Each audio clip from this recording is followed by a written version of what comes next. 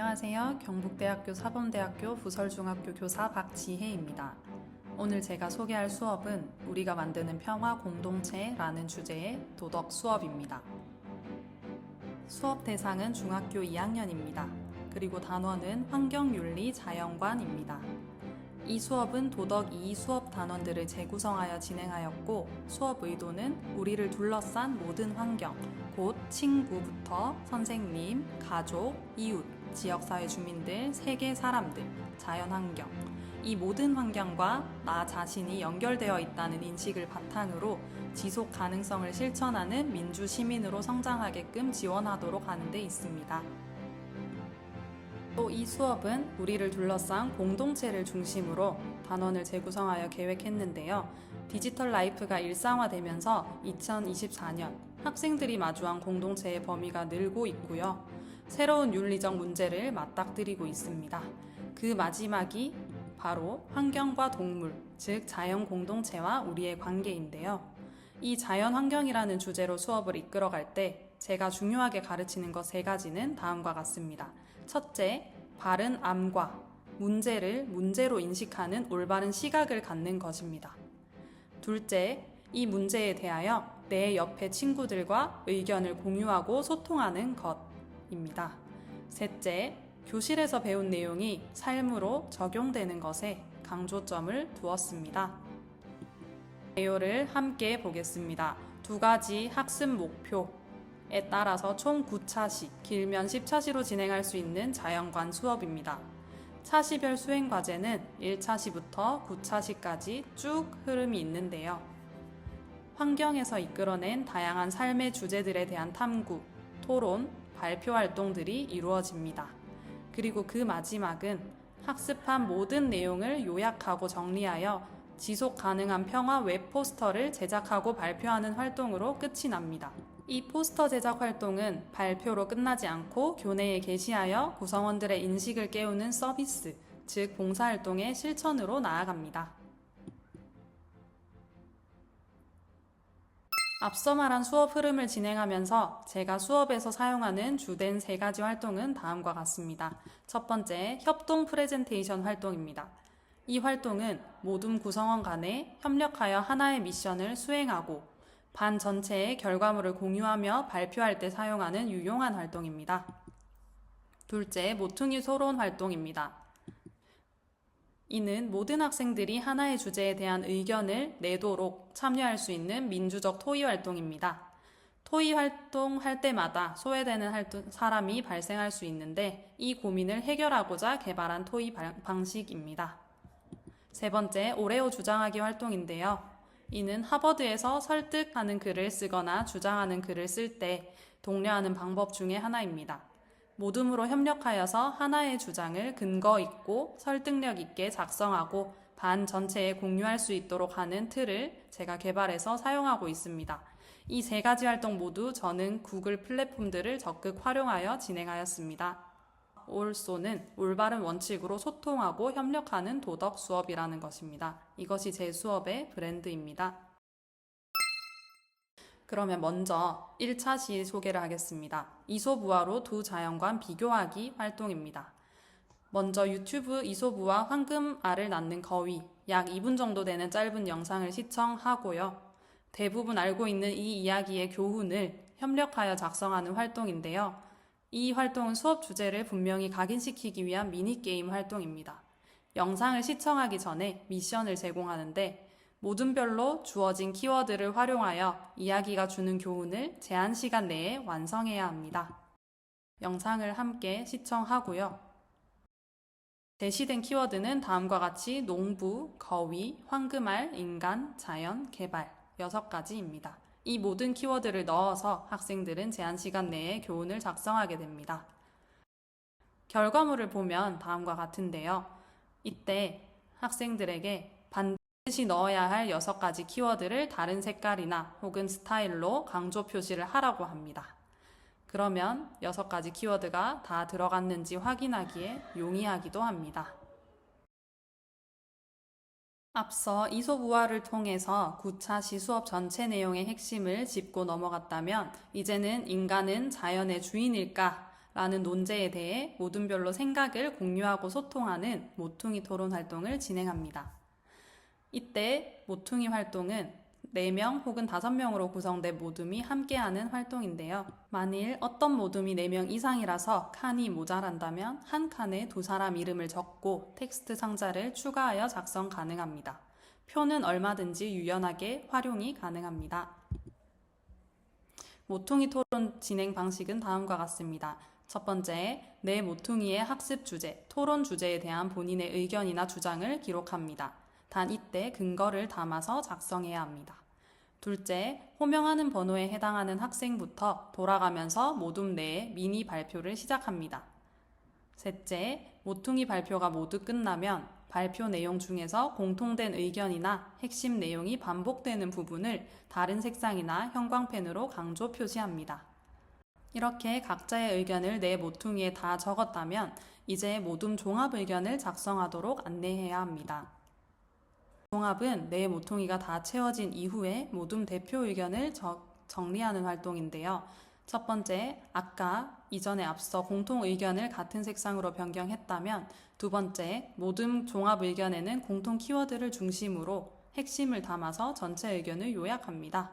단, 모둠에서 의견이 갈린다면 2개의 의견 모두 요약해야 하며 소수의 의견을 묵살하지 않아야 한다고 지도해야 합니다. 마지막으로 모둠 발표 후에 가장 잘 요약된 모둠의 내용을 학습지로 정리하게끔 합니다. 종합 의견들을 살펴봅시다. 각 모퉁이에 겹치는 내용을 중심으로 요약한 것이 보이시죠?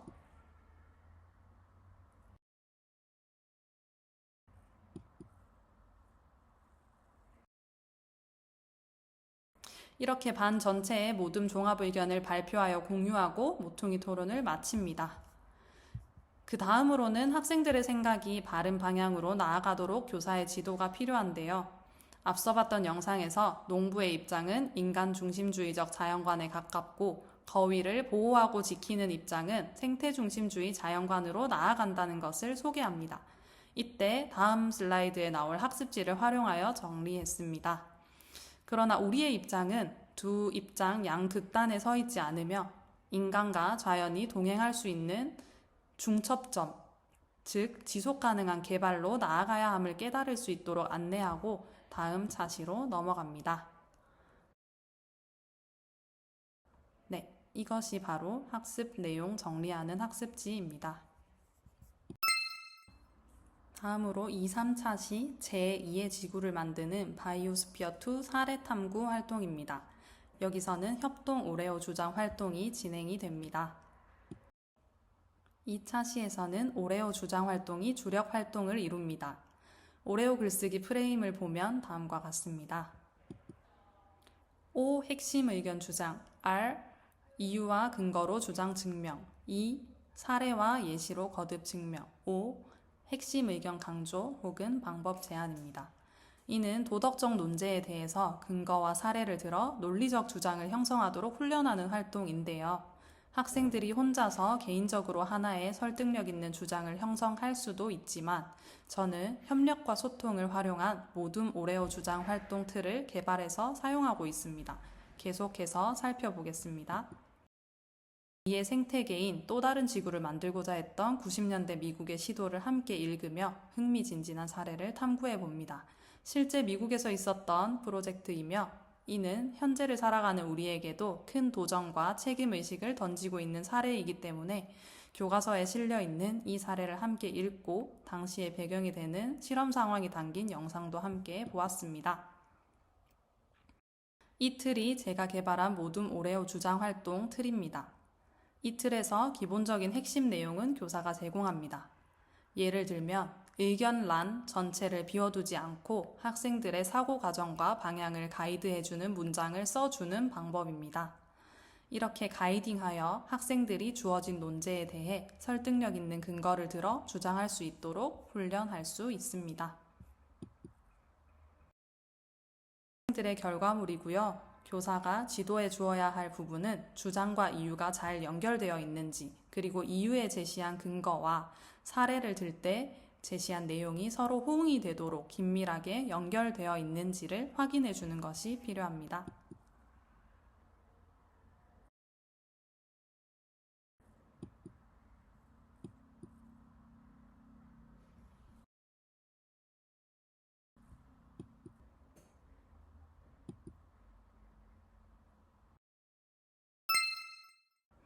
네, 다음으로는 4차시, 5차시 지속 가능한 발전 목표의 구체적인 실천 사례를 탐구하는 활동입니다. 이는 협동 프레젠테이션 활동으로 진행이 되고 있습니다.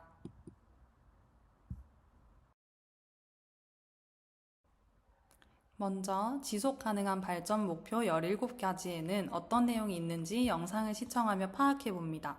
그 목표 중에서도 우리가 학습하는 자연이나 환경과 관련된 목표에 어떤 것들이 있는지 찾도록 합니다. 저는 구글 시트로 학생들이 한눈에 목표를 찾아서 적도록 계획했습니다. 그 목표를 알고 나서 2가지 활동을 하게 되는데, 첫 번째 활동이 지금 보시는 지속 가능한 개발 사례 탐구 활동입니다. 이때 교사는 학생들에게 검색 키워드를 제공해 줍니다. 검색 키워드는 생태 도시, 친환경 도시, 지속 가능 도시 등입니다. 모둠별로 키워드를 검색하여 주제에 맞게 구글 슬라이드를 완성하고 발표 자료를 정리하여 내용을 반 전체에 공유하도록 합니다.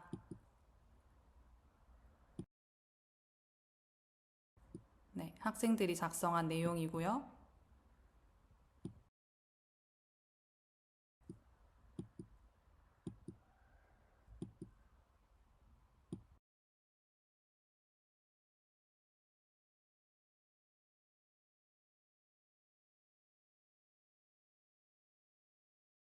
지속 가능한 발전 목표에 따른 생태 친화적인 도시들을 살폈다면, 이제 조금 더 학생들의 삶 속으로 깊이 들어갑니다.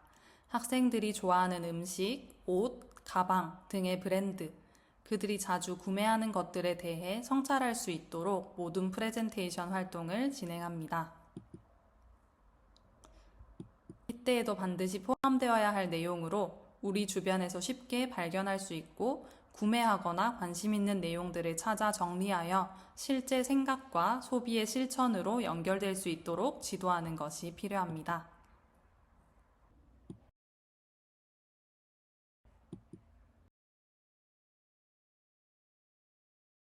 6차시입니다. 우리를 둘러싼 환경 공동체에서 중요한 요소 중 하나인 동물과 인간의 관계에 대해 탐구합니다. 이는 인간 중심주의 자연관과 생태 중심주의 자연관의 차이를 극명하게 보여주는 대목이기도 합니다. 반려견을 많이 키우는 지금 이 시대에 반드시 해보아야 하는 윤리적인 고민을 담아 성취 기준을 달성할 수 있는 수업을 계획해 보았습니다. 이때도 마찬가지로 협동 모퉁이 토론 활동이 진행됩니다. 토론의 주제는 동물의 권리는 인권과 비교하여 어디까지 보장되어야 할까입니다. 동물권과 종차별주의 개념을 짚고 토론 활동을 합니다. 학생들은 중학교 1학년 도덕 시간에 인권의 역사에 대해 배웁니다. 인권은 증진되어 온 역사가 확실하게 드러나는데, 그렇다면 이런 반려견의 시대, 그리고 환경 문제가 두드러지고 있는 지금, 동물권은 어떤 위치에 있는지 수업의 맥락을 제공합니다. 모퉁이 토론에서 학생들이 기본 개념을 어려워할 수도 있는데, 교사가 의도하고 계획한 방향으로 학생들이 양질의 토론을 할 수 있도록 돕기 위해서 왼쪽 편에 보시는 바와 같이 참고할 키워드를 제공해 줄 수 있습니다. 이때 키워드 내용이 찬성과 반대 의견을 모두 아우르도록 골고루 작성해 주는 것이 필요합니다. 이 모퉁이 토론 틀에서 학생들은 주제에 대해 각자의 의견을 작성하고 모두 종합 의견을 이끌어냅니다. 그리고 토론 활동이 모두 끝나면 현재의 동물권과 관련한 상황과 사회적인 논의, 흐름 등을 제시해 줍니다. 학생들의 결과물입니다.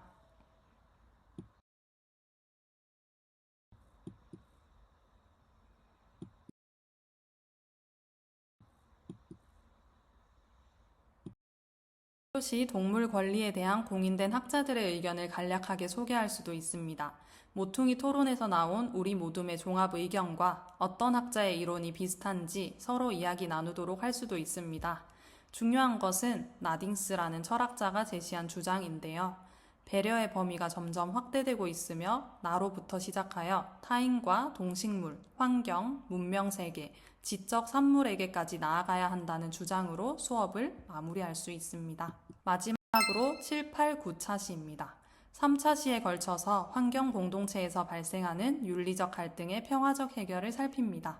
학생들은 지금까지 학습한 내용을 종합적으로 담아 웹 포스터를 제작하고 발표하는 활동을 하게 됩니다.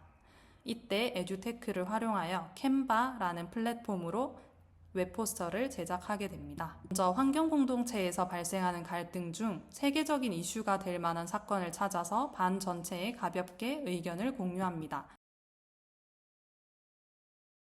환경 이슈를 살펴본 이후에 환경 영역에서 지금 지구에게 경종을 울리는 용어들을 소개합니다. 지구온난화라는 용어가 부족하여 이제는 지구열탕화, 지구열대화라는 용어로 대체되었다는 사실을 소개합니다. 전 지구적 환경 문제에 대한 우리 학급 전체의 공감이 어느 정도 이루어진다면 이제는 지속가능한 평화를 위한 웹 포스터를 기획하고 제작하는 활동을 안내합니다. 2022 개정 교육과정에서도 배움의 맥락과 밀접한 평가를 중시하고 있죠. 그래스프 평가 모형을 활용해서 평가 및 웹 포스터 작성을 안내했습니다. 2024년 세계환경평화 포럼이 열렸다고 가정한 후 학생들은 그 포럼에서 발표하는 발표자 역할을 맡게 됩니다. 그리고 미래 세대를 이끌어갈 어린 학생들을 대상으로 발표를 진행하되 그 포럼에서 사용할 웹 포스터를 시각화하여 나타내는 것이 학생들의 과제입니다. 필수적으로 포함되어야 할 내용을 학생들에게 소개하고 학생들은 제가 제공한 포스터 형식 틀을 가지고 온라인 플랫폼 교육용 캔바로 제작합니다. 학생들이 수행 과제와 영역을 헷갈리지 않도록 틀을 자세히 만들고 체계적으로 작성하도록 가이딩해 줍니다. 웹 포스터 제작 이후에도 본인의 결과물을 성찰할 수 있도록 성찰 기회를 제공합니다. 이것이 구글 사본으로 각자에게 제공된 웹 포스터 제작 기획서입니다. 학생들에게 배부한 사본 디자인 위에 본인이 기획한 내용을 담아 작성하도록 안내하였습니다. 페이지는 학생이 작업하는 모습인데 교육용 캔바에서는 학생들이 작업하고 있는 모습을 실시간 확인할 수도 있고 또 교사가 공동 작업자로 추가되어 있기 때문에 보완하고 수정할 수 있는 권한도 있다는 점 참고하시기 바랍니다. 이는 학생들이 만든 지속 가능한 평화 포스터 결과물입니다. 이 결과물은 학교 온라인 게시판에 게시하고 또 간접적인 봉사활동의 일환으로서 교내 복도에 게시하였습니다. 학생들은 대략 10차시 정도 되는 환경 전체 수업을 통해서 도덕 시간에 이 주제로 학습한 내용이 교실에서만 끝나지 않고 내가 배운 내용이 다른 사람에게 서비스를 제공할 수 있고 또 인식을 깨우치게 하는 촉발제가 될 수도 있다는 것을 확인하는 계기가 되었으리라 생각합니다. 모든 반의 학생들의 결과물을 번호대로 정리한 패들렛입니다. 학생들은 결과물을 보고 서로 평가하고 보완해야 할 점을 상세하게 말해주는 피드백 과정을 거칩니다. 이 모든 과정이 끝난 후 성찰에 대한 피드백을 받았습니다. 전체 환경 주제의 수업을 마친 후에 학생들의 후기인데요. 수업을 하면서 가장 많이 느꼈던 것은 제 관점에서는 평소에 조용하던 친구들도 자기 의견을 내고 말로든 글로든 적기 때문에 오레오나 또 모퉁이 토론을 통해서 그런 기회가 많이 제공되어 있었습니다. 그래서 내 옆에 있는 공동체 구성원의 생각이나 의견을 알아가고 또 서로 조율하는 과정을 통해서 민주적인 소통 방법을 배울 수 있었으리라 판단됩니다. 또 학생들은 작은 사회의 시민으로서 자질을 갖추게 되고 잘하고 있다는 것이 후기를 통해 엿볼 수 있었습니다. 이상으로 우리가 만드는 평화 공동체 수업 소개를 마치겠습니다. 감사합니다.